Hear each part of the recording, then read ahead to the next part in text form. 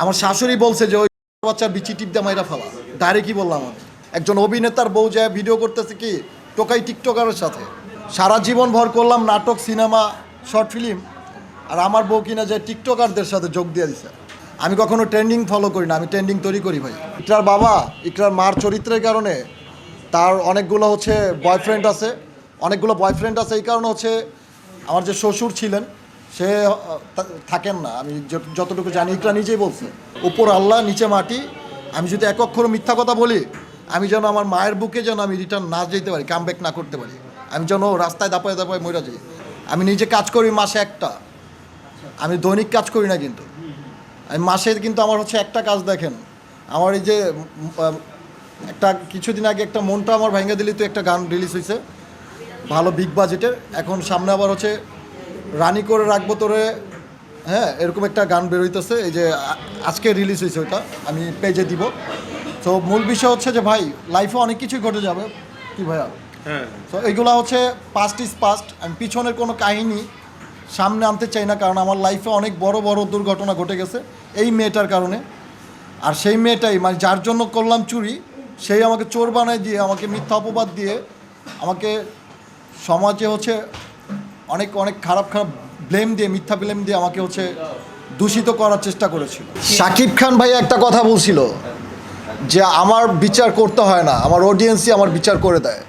So junior শাকিবেরও কিন্তু অডিয়েন্সরা গিয়ে comment করে যে কিছুদিন আগে না বললা মুখোশ লাগাই আইসা যে আমরা ভাইরাল হইতে আসি নাই, এখন তো ঠিকই ভাইরাল হইতেছ, রাস্তার টোকাই টিকটকারদের সাথে ভিডিও বানাইতেছে।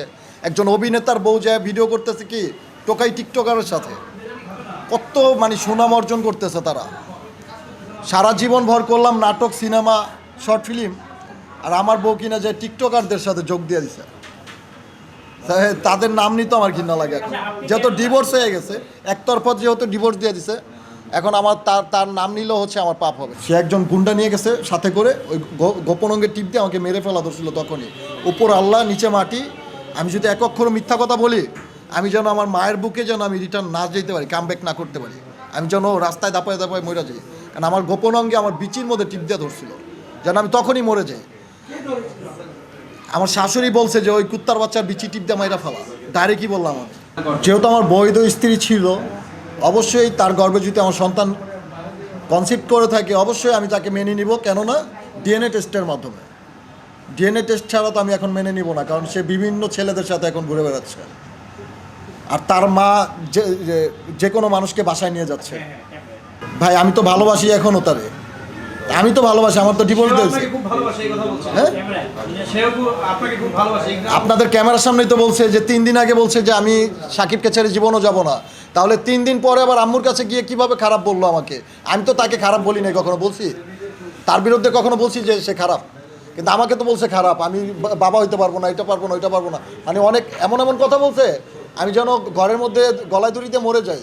মানে আমাকে মানহানি করছে যথেষ্ট পরিমাণ। আমাদের বিয়ের পরে বলছে মেনে নিব বলে তার বাসায় নিয়ে আটকে সে র্যাপ বানায় বলছে যে র্যাপ। তখন র্যাপ বইলে আমার বুকের মধ্যে নাহলো 5 থেকে 6-7টা লাথি দেওয়া হয়েছে। আমি তো তখনই এইখানে আপনার লিভার ড্যামেজ হয়ে মারা যেতে পারতাম। আমি ভাই অনেক কথা বলি নাই মিডিয়াতে। আমি আজকে কেন বললাম জানেন? কারণ আমি আর পারতেছি না। আমার চেহারা দেখলে বুঝতে পারতেছেন যে আমি এখনও কিন্তু অসুস্থ হয়ে রয়েছি। কেন? আমি ডিপ্রেশনে আছি অনেক। কেন? যার জন্য আমার জীবন যৌবন সব কিছু হারাইছি, যার জন্য আমার সব কিছু লস হয়েছে, সেই মানুষটা 3 দিনেই একটা মানুষকে খারাপ বানায় ফেললো। 6 মাস, 1 বছর, 2 বছর লাগে একটা স্বামীকে চিনতে। ইকরার বাবা, ইকরার মার চরিত্রের কারণে তার অনেকগুলো বয়ফ্রেন্ড আছে, এই কারণে আমার যে শ্বশুর ছিলেন সে থাকেন না। আমি যতটুকু জানি, ইকরা নিজেই বলছে যে আমার বাবা আমার আম্মুর অত্যাচারিত এটা সহ্য করতে না পেরা আমার বাবা ওই আম্মুর সাথে থাকে, এর কাছে আসে না, খরচ দেয়। ওইটা ওনার বড় বউ। ইকরার আম্মু ছোট। ইকরার আম্মু ইকবাল সাহেবকে ফিটিং দিয়ে বিয়ে করছে, কারণ তার সংসার আছে। তার সংসার থাকা সত্ত্বে সে জেনে শুনে ইকরার আব্বুর কাছে বিয়ে বসছে।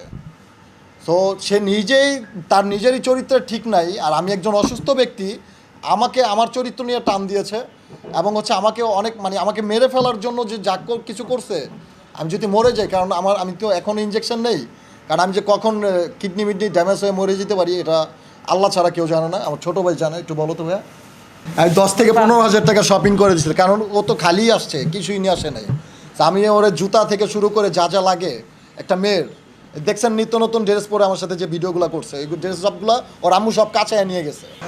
আমি ওই ছেলের দোষ দিব না, আমি দোষ দিব হচ্ছে ইকরার চরিত্র খারাপ। আর না হয় ইকরা কখনো ওই আরেকটা ছেলের সাথে, আমার ম্যানেজার না হোক, যে মন চায় সে হোক, আমার কাজের লোকের সাথে যদি সে আন্ডারস্ট্যান্ডিং তৈরি করতে পারে স্বামীকে না চিনে, তাহলে আমি মনে করবো ইকরাই খারাপ।